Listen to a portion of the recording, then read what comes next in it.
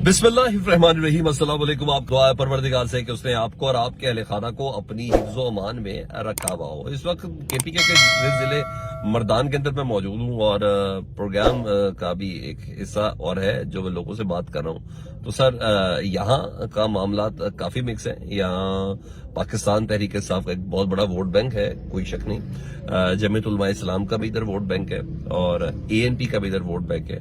अली मोहम्मद खान, जी हाँ, मेरी अभी थोड़ी देर पहले उनसे बात हुई तो उन्होंने ये कहा कि अभी तक मैंने कैंपेन का आगाज मैंने नहीं किया, मैं खुद इस्लामाबाद में हूँ। तो वजह जो है वो डेफिनेटली अंदाजा है कि क्या है। हालांकि अली मोहम्मद खान को भी गिरफ्तारी का भी कोई डर नहीं है, लेकिन कुछ मामला ऐसे हैं जिसकी बिना पर अभी कुछ रिलेक्टेशन है। तो मर्दान के इस हल्के 23 में जहां मैं इस वक्त मौजूद हूं, तो यहाँ पाकिस्तान तहरीक इंसाफ अपनी एक अक्सरियत को रखती है। तो बहरहाल यहाँ तक तो है। ताज़ा खबर से मैंने कहा ये मैं आपको बता दूं, मजीद कोई ताज़ा खबर से आपको बताऊं कि आज अडयाला जेल में ना साइफर केस के हवाले से 4 गवाहों ने पेश होना था और इन 4 गवाहों के बयान रिकॉर्ड होने थे, वो रिकॉर्ड हुए भी। और उसमें वहां इमरान खान साहब की साफियों से गुफ्तगू हुई ना, तो बात कर रहे थे। तो सुप्रिटेंडेंट जेल जारी बात जिनको हुक्म था, उन्होंने इमरान खान को साफियों से बात करने से रोक दिया। अच्छा, वो उन्होंने रोक दिया तो इमरान खान साहब ने उन्हें कहा कि आप मुझे नहीं रोक सकते, मैं मीडिया से बात करूंगा, मुझे बात करने से नहीं रोक सकते। तो फिर सुप्रीटेंडेंट जेल और DIG जेल खाना जाता उन दोनों ने ना मीडिया को जेल से निकलवा दिया जी।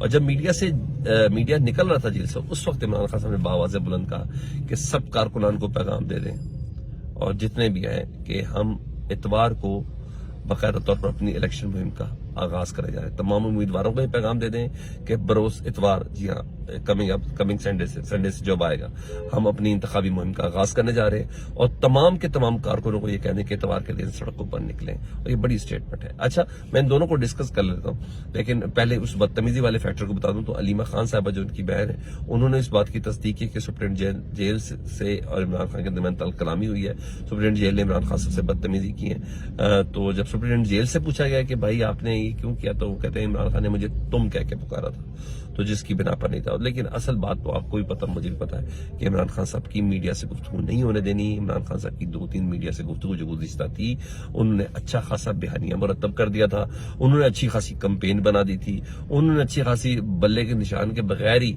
बल्ला बल्ला करवा दिया था। इसमें कोई शक नहीं है, इसमें हकीकत है।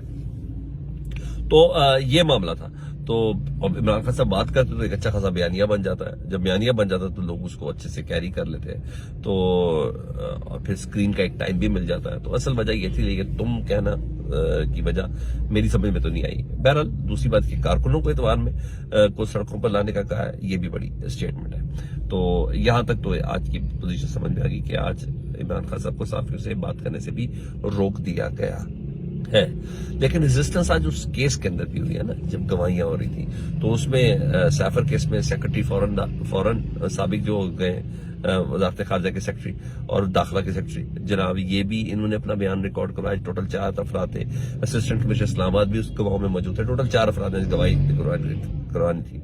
तो FI के प्रोसिक्यूटर ना गवाहों को डिक्टेट कर रहे थे। जो मुद्दई है वो गवाह को डिक्टेट कर रहा था गवाही देते हुए, तो वो कोशिश थी। तो ऐसे में सेक्रेटरी फॉरेन अफेयर्स जो थे साबिक, उन्होंने अपना बयान रिकॉर्ड कराया। उन्होंने कहा 2022 में मेरी रिटायरमेंट हुई है और मेरी रिटायरमेंट के दिन तक ना सैफर की कॉपी मुझे रिसीव नहीं हुई, यानी फॉरेन ऑफिस में सैफर की कॉपी नहीं थी।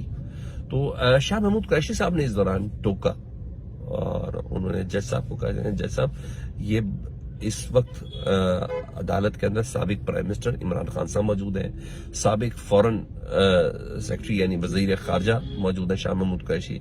तो उनकी मौजूदगी में ये गवाह के ऊपर जो मुद्दई है उनको डिक्टेट कैसे करा सकता है कि आपने ये कहना ये नहीं कहना।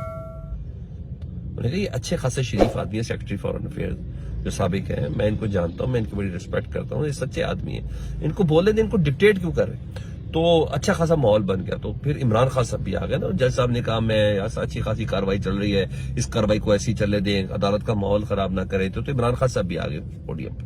उन्होंने कहा ये सिर्फ और सिर्फ डोनाल्ड लू को बचाने के लिए सब कर रहे हैं, उसको बचाने के लिए कोशिश की जा रही है। बहरहाल एक माहौल, एक सर्टन टेंस वाला माहौल अदालत के अंदर बन चुका था। اور عمران خان کی اسٹیٹمنٹ کے بعد تو ڈیفینیٹلی، کیونکہ اعظم خان کی گواہی نے نا وہ پاکستان تحریک انصاف کے حق میں آ گئی ہے، وہ عمران خان صاحب کے حق میں آ گئی ہے. تو اس وقت جس طرح عمران خان صاحب نے کہا تھا یہ جو بھی بولیں قرآن پہ حلف دے کے بولیں، تو اعظم خان صاحب نے تو پھر بتا دیا کہ میرے پچھلے جو بیانات تھے 164 کے 161 کے یہ تو سارے کسی اور طریقے سے لیے گئے. تو اس کے بعد ایک ماحول بن گیا. تو ادھر جب آپ دیکھ رہے ہیں کہ جج کے سامنے بیان ریکارڈ کرانے والا جو مدعی ہے وہی جج صاحب کے سامنے گواہوں کو ڈکٹیٹ کرتے ہوئے نظر آ رہا ہے، تو پھر بہرحال یہ ایک چیز تھی. بہرحال سماعت اب کل تک کے لیے ملتوی کر دی گئی ہے. یہ سماعت بھی بہت تیزی سے جاری ہے. میں آپ کو بتا دوں اس نے بہت جلدی کور اپ کر جانا ہے، اس نے بہت جلدی سمٹ جانا ہے اس سماعت نے بھی سیفر کیس کے حوالے سے. آگے جی محسن نقوی صاحب ہیں جی، یہ چھائے ہوئے ہیں، کوئی شک نہیں. انہوں نے ایز اے نگران وزیر اعلیٰ پروف کیا جس طریقے سے ایم پی اوز کے ذریعے گرفتاریاں کروائی گئیں، جس طریقے سے کریک ڈاؤنز کیے گئے، جس طریقے سے زمان پاک میں کریک ڈاؤنز کیے گئے، اور پھر انہوں نے کچھ پروجیکٹس اتنے زبردست طریقے سے صحیح ٹائم لائن کے اندر کیے، اور پھر ہر ایک کے منہ سے محسن سپیڈ بھی کہلوایا. تو کوئی ایسے کام بھی ان کے بہت زبردست تھے. تو اس کے بعد تو ظاہری بات ہے انہوں نے اپنا معاملات تو ڈیسائیڈ کر لیا تھا نا. تو جب معاملات ڈیسائیڈ ہو گئے تو پھر ان کی نیکسٹ اسائنمنٹ بھی ان کو مل گئی ہے. پی سی بی کے چیئرمین کے لیے ان کی منظوری مل چکی ہے جی، یعنی پاکستان کرکٹ بورڈ کے چیئرمین کی حیثیت سے وہ کام کریں گے جی. اور راہ ہموار ہو گئی ہے، فیصلہ بہرحال ہو گیا ہے. اس وقت ان کو بورڈ آف گورنر کے لیے نامزد کرنے کا فیصلہ ہو گیا ہے، کیونکہ جو بھی آتا ہے پہلے بورڈ آف گورنر کے لیے نامزد ہوتے ہیں. نجم سیٹھی صاحب بھی پہلے بورڈ آف گورنر بنے تھے، پھر ذکا اشرف صاحب بھی بورڈ آف گورنر پہلے بنے تھے، تو ممبر بنے تھے. تو اب میرے خیال ہے اگلے 16 دن بعد نا وہ چیئرمین، یعنی انتخابات کے بعد 16-17 دن بعد، تو وہ اب چیئرمین پی سی بی کے لیے وہ اہل ہو جائیں گے. تو سر ہاں میرا خیال ہے محسن نقوی صاحب کو مزہ آنے لگ گیا کام کرنے کا، کرانے کا، اتھارٹی کا، پروٹوکول کا. یہ سب چیزیں میرا خیال ہے محسن نقوی صاحب اب بہتر طریقے سے انجوائے کریں. چلیں دیکھیں پی سی بی کے ساتھ کیا کرتے ہیں. لیکن بہرحال یہ نیکسٹ اسائنمنٹ ان کو مل گئی ہے. تو جو اگنے والی گورنمنٹ ہے تو ویسے ان کے ساتھ انڈرسٹینڈنگ، کیونکہ گورنمنٹ لگاتی ہے نا پچھلے، اب نجم سیٹھی اور ذکا اشرف دیکھا نہیں آپ نے، تو وہ اب دیکھیں ان کی انڈرسٹینڈنگ کیا ہے. تو اس سے بہت سی چیزوں کا اندازہ لگایا جا سکتا ہے. جب کام کی ہو تو انہیں ایکسپوز ہوتی ہے، نہیں تو نگران وزیر اعلیٰ کا کیا کام ان تمام چیزوں سے. بہرحال بھائی فقط جو سب کچھ یہ، اور 1 سال بھی ہو گیا، آج تک کوئی عدالت یہ نہیں بتا سکی کہ پنجاب میں اور کے پی کے میں 1 سال حکومت نگران کیسے رہ سکتی ہے. یہ سب خیر ہمارے پاکستان کے اندر ہوتا ہوا نظر آ رہا ہے. ہاں ادھر جگنو محسن صاحبہ جنہوں نے پاکستان تحریک انصاف کی حمایت کا اعلان کیا تھا، حالانکہ مسلم لیگ نون کی وہ نامزد نشستوں میں سے بھی تھی، تو انہوں نے اعلان کیا تھا. تو خواجہ آصف نے آج غصہ نکالا ان کے ٹویٹ کے ساتھ، اپنی کمنٹس دے کے. انہوں نے کہا یہ لوگ وکٹوں کی دونوں طرف کھیلتے. ظاہر بات جگنو محسن صاحب نجم سیٹھی صاحب کی مسز ہے، انہوں نے کہا شوہر پی سی بی کا چیئرمین بننے کی کوشش کرتا اور یہ دوسری طرف کھیلنے کی کوشش کر رہے ہیں. تو بہرحال غصہ نکل رہا ہے. ہاں ادھر اپنے ہی تنگ کر رہے ہیں اور پریشانی ہوگی دانیال عزیز صاحب کو جی، اور انہوں نے اسلام آباد ہائی کورٹ میں حفاظتی ضمانت کی درخواست دی ہے.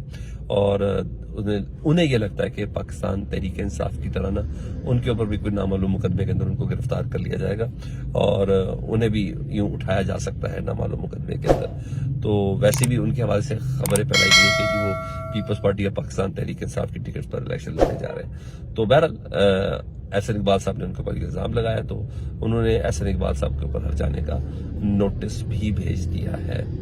ٹھیک ہے جی، اور وہ کہہ رہے ہیں بھیجنے کا فیصلہ کیا ہے. انہوں نے کہا میرے پر الزام ثابت کریں. ٹھیک ہے، پہلے احسن اقبال صاحب پر انہوں نے الزام لگایا کہ وہ اپنے بیٹے کو میرے حلقے سے کھڑا کرنا چاہتے ہیں، جس کی بنا پر وہ یہ تمام الزامات لگا رہے ہیں. تو پروف کریں یا ہر جانا دیں. تو یہ پوزیشن اس وقت چل رہی ہے. تو ابھی اگلے 1-2 دن میں دیکھیں آپ کو مزید اس میں گرما گرمی نظر آئے گی. اپنا بہت خیال رکھیں، فیڈ بیک سے متعلق آگاہ کریں. اللہم صلی علی محمد و علی محمد.